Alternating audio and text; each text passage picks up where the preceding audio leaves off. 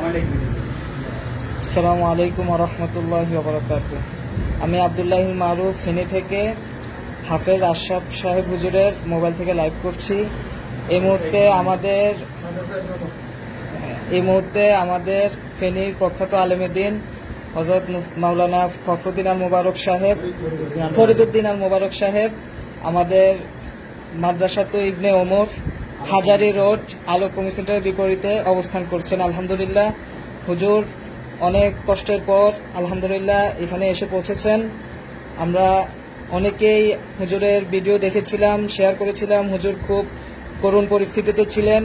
আলহামদুলিল্লাহ, আল্লাহর রহমতে আল্লাহ হুজুরকে উদ্ধার করে এনেছেন এবং এই মুহূর্তে হাজারী রোডের মাদ্রাসাতু ইবনে ওমরে আছেন। আমরা সবাইকে বলবো, আপনারা আর চিন্তা করবেন না ইনশাল্লাহ, আর দোয়া করবেন, আর যারাই দেখবেন ভিডিওটি সবাই শেয়ার করে দিবেন ইনশাল্লাহ।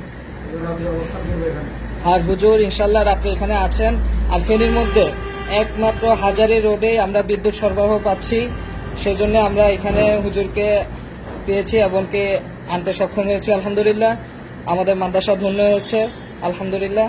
তো আপনারা সবাই যারাই দেখবেন ভিডিওটি শেয়ার করে দিবেন ইনশাল্লাহ। পাশে আমাদের মাদ্রাসার মোহতামিম সাহেব হাফেজ আশরাফ সাহেব আছেন, এরপরে আমাদের আরো কিছু উস্তাদ ছাত্ররা আছেন আলহামদুলিল্লাহ। আমরা কিছু বলবেন?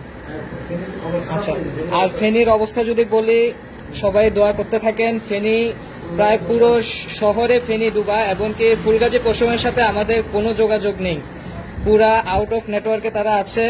তারা যারা উদ্ধারে গেছেন তাদের সাথেও আমাদের যোগাযোগ নেই। সেজন্য সবার কাছে দোয়ার দরখাস্ত, সবাই দোয়া করবেন। এমনকি ফেনী শহরের অবস্থাও খুব করুণ, এমনকি ফেনীর সাথে পুরো বাংলাদেশে যোগাযোগ বিচ্ছিন্ন। যেহেতু লালপোলে মহাসড়কের অবস্থা খুবই করুণ, সেখানে মহাসড়কে গলা অবধি পানি উঠে গেছে, এমনকি চৌদ্দগ্রামেও পানি। সেজন্য ফেনীর সাথে কোনো যোগাযোগ নেই। এমনকি যারাও এই পথে ছিলেন তারা এখানে আটকা পড়ে, তারাও খুব করুণ পরিস্থিতিতে আছেন।